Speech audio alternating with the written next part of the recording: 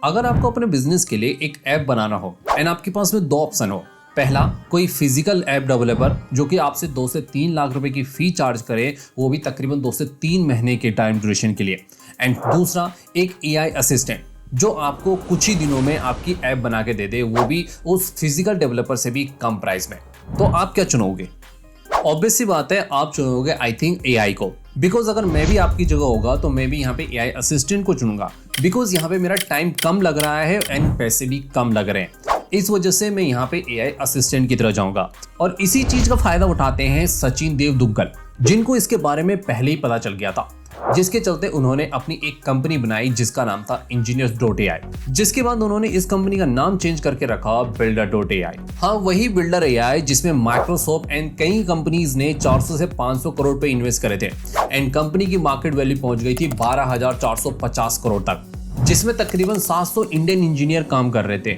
वही Builder.ai जो आज खत्म हो चुकी है सिर्फ और सिर्फ एक स्कैम के चलते। जी हाँ, वही Builder.ai जिसकी एक लाइन बहुत ज्यादा पॉपुलर होती है जो कंपनी को जमीन से आसमान तक पहुंचा देती है, और वो थी software should be built like ordering a pizza, जिसके चलते कंपनी आसमान की ऊंचाइयों तक पहुंच गई। बट तभी 2024 में उनके एक एक्स एम्प्लॉय का एक मेल लीक हो जाता है जिसमें लिखा हुआ था AI is only the presentation layer, everything else is manually built, we are just a dev agency using a AI mask। और फिर क्या था? वो हुआ जो सचिन देव दुग्गल ने कभी सोचा तक नहीं था। बट आखिर इतना सब हुआ कैसे, और आखिर ये स्कैम अगर सामने कैसे आया, और किस तरह से लोगों को यहाँ पे बेवकूफ बनाया जा रहा था?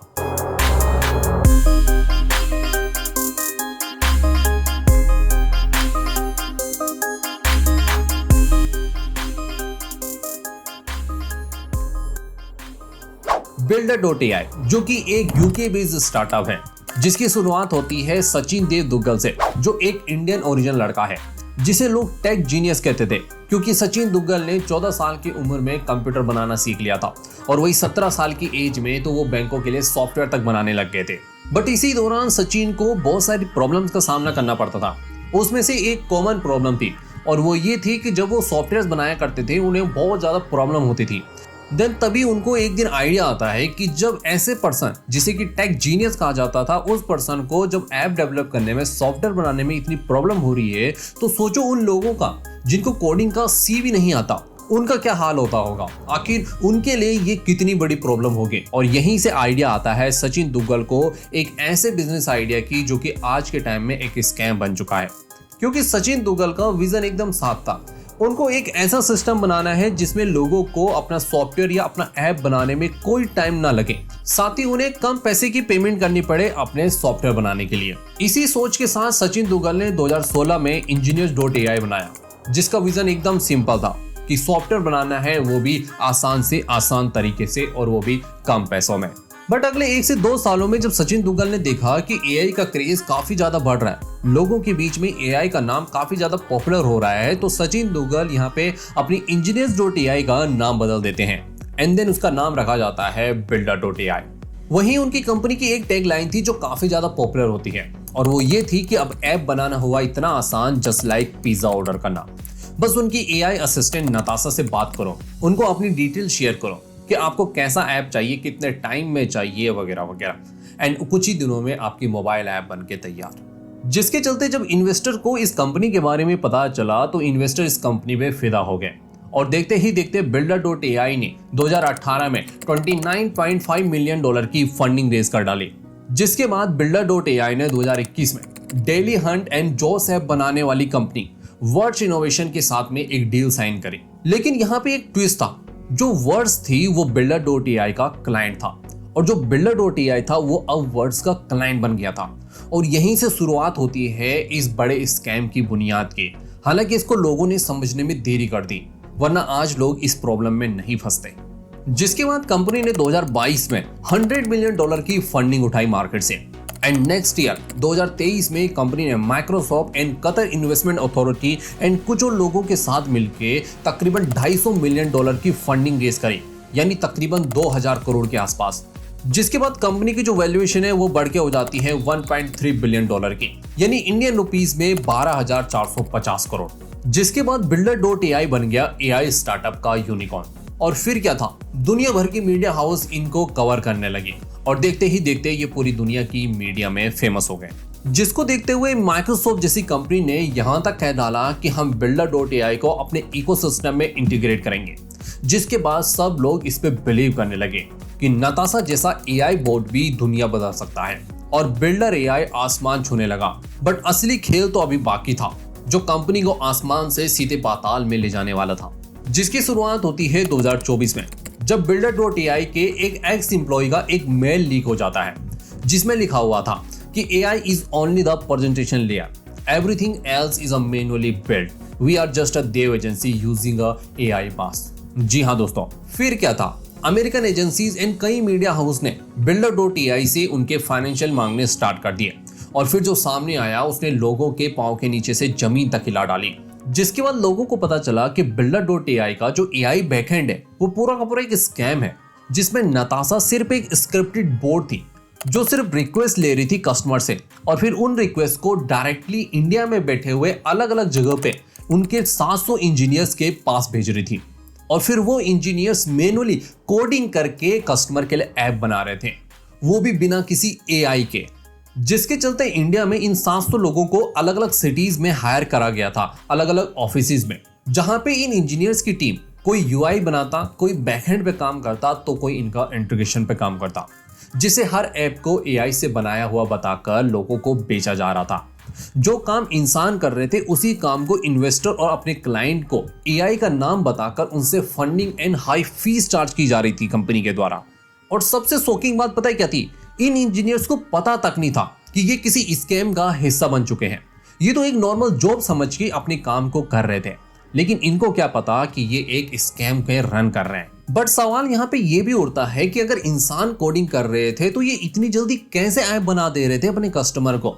बिकॉज अगर कोई मैनुअली अगर कोडिंग करके अपना ऐप बनाता है तो नॉर्मली हमें 2 से 3 महीने लग जाते हैं, जबकि ये लोग वही काम सिर्फ 10 दिन में करके दे रहे थे अपने कस्टमर को।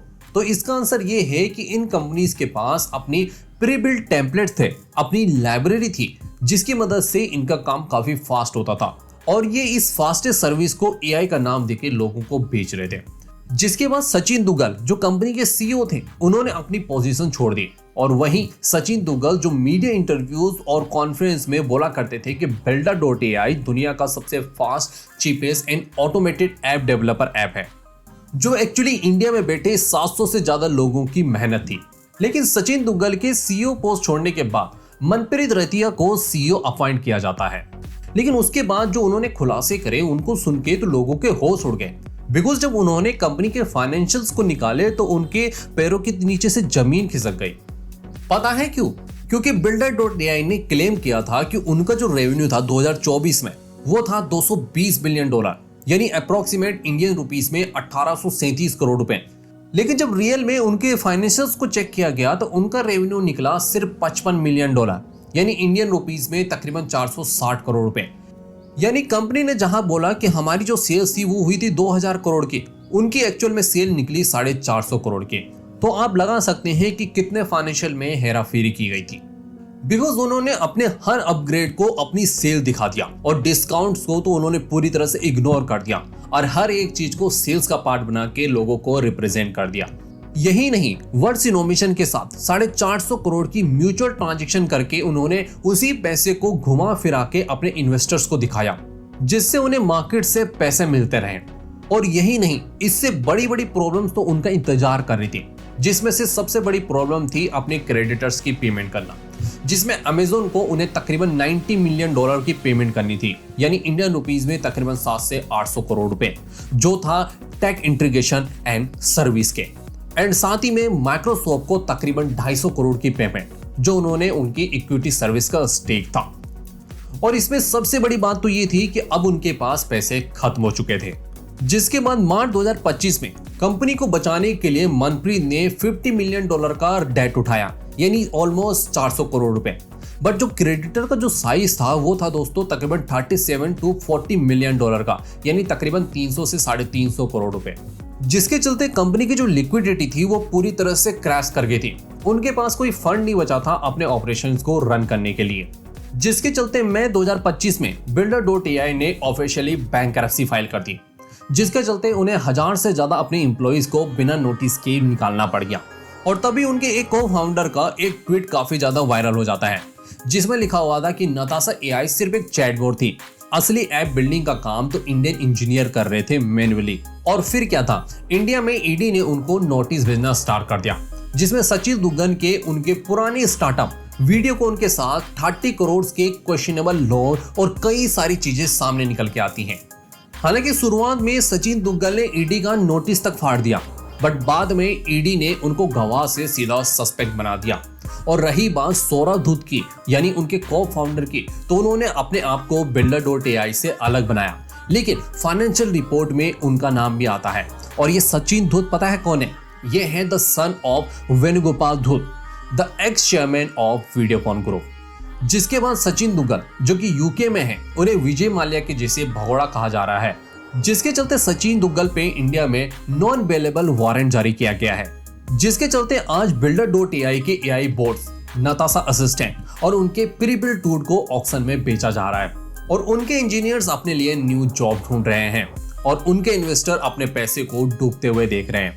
इसलिए याद रखना, ये किसी एआई स्टार्टअप का फेलियर नहीं है, ये एक वार्निंग है हम सब के लिए।